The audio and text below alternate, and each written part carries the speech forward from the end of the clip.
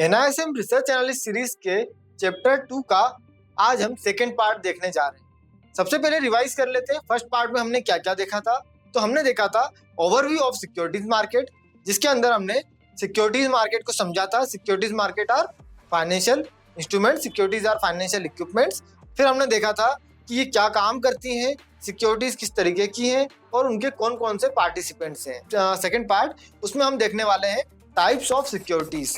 तो सबसे पहले इक्विटी शेयर्स को समझ लेते हैं। इक्विटी शेयर्स क्या होते हैं और क्या करते हैं। एक्चुअली में इक्विटी शेयर्स किसी भी कंपनी में आपकी ओनरशिप को रिप्रेजेंट करते हैं। शेयर्स को मैं आपको बहुत आसान शब्दों में समझाना चाहता हूँ कि किसी कंपनी के शेयर्स होते क्या हैं। हम एक एग्जांपल की तरह लेते हैं कि मान लो कि कुछ लोगों ने एक कंपनी बनाने का प्लान किया और उसमें कुछ बिजनेस स्टार्ट करने वाले हैं। अब हर व्यक्ति की फाइनेंशियल कंडीशंस अलग होती हैं, डिफरेंट होती हैं और वो अपनी फाइनेंशियल कंडीशंस के अकॉर्डिंग ही इन्वेस्टमेंट कर सकता है। तो जिन लोगों ने इनिशियल फंडिंग प्रोवाइड करी उस बिजनेस को स्टार्ट करने के लिए, तो उन्हें कहा जाता है promoters. They are promoters of the company. इन्हीं को हम shareholders of the company भी कहते हैं इनिशियली। इसके बाद वो शेयर होल्डर्स हैं, जो प्रमोटर्स हैं, वो फंडिंग प्रोवाइड करते हैं और उस कंपनी को रन करने के लिए एक बोर्ड ऑफ डायरेक्टर्स का गठन करते हैं। बोर्ड ऑफ डायरेक्टर्स मिलके उस कंपनी को रन करते हैं और उन बोर्ड ऑफ डायरेक्टर्स के लिए क्या डिसीजन लेने हैं, वो डिसीजन बोर्ड ऑफ डायरेक्टर्स के हाथ में होते हैं कि कंपनी के लिए क्या अच्छा है क्या नहीं है, वो बोर्ड ऑफ डायरेक्टर्स डिसाइड करेंगे। इसके अपार्ट बोर्ड ऑफ डायरेक्टर्स का सिलेक्शन करना वो कंपनी के प्रमोटर्स या शेयर होल्डर्स के पास रहता है। वो अपने वोटिंग राइट्स को यूज करके डायरेक्टर्स का सिलेक्शन करते हैं। अब बात करते हैं डिवेंचर्स क्या होते हैं और बॉन्ड्स क्या होते हैं।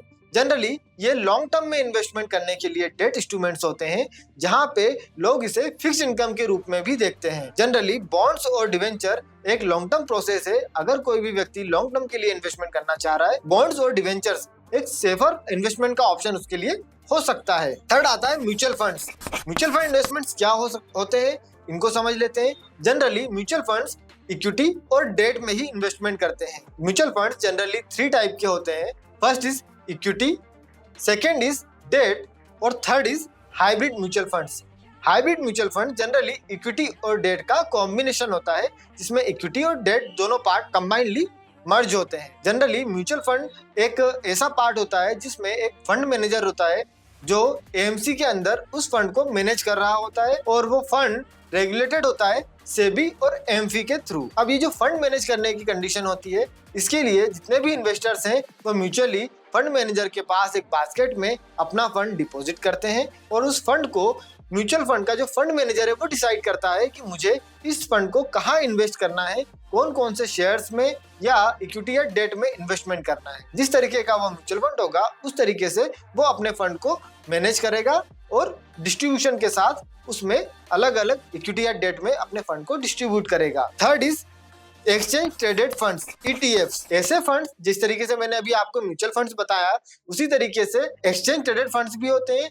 ये फंड्स आप डायरेक्टली म्यूचुअल फंड या एमसी से ना परचेस करते हुए आप इस फंड्स को एक्सचेंज से परचेस कर सकते हो, जिन्हें कहा जाता है एक्सचेंज ट्रेडेड फंड्स।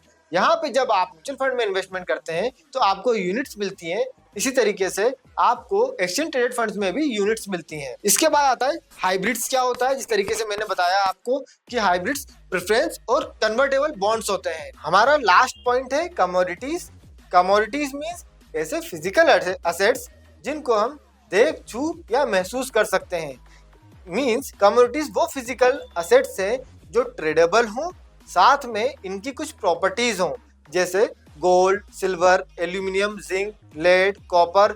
इसके अपार्ट एनर्जी सेगमेंट में क्रूड ऑयल और नेचुरल गैस जैसे असेट्स आ जाते हैं। इसके अपार्ट भी कमोडिटीज में एग्रीकल्चरल कमोडिटीज भी होती हैं जो ट्रेडेबल है। जैसे कि मैं कुछ एग्जांपल आपको बता देता हूँ। गेहूं, चना, बाजरा, जीरा, धनिया, सोयाबीन, सोया रिफाइंड ऑयल, ये सब इसके एग्जाम्पल्स हैं। तो इन सभी कमोडिटीज में ट्रेड होता है अलग अलग एक्सचेंजेस के थ्रू। तो ये एक्सचेंजेस क्या होते हैं, एक्सचेंज बोर्ड्स क्या होते हैं, इनको हम हमारे नेक्स्ट चैप्टर में समझने वाले हैं डिटेल में। तो अगर अभी तक आपने चैनल को सब्सक्राइब नहीं किया है तो चैनल को सब्सक्राइब कर लीजिए और अगर आपको वीडियो इन्फॉर्मेटिव लगता है तो और भी लोगों को शेयर कीजिए ताकि वो भी बेनिफिट्स ले पाएं हमारी इस इन्फॉर्मेशन का।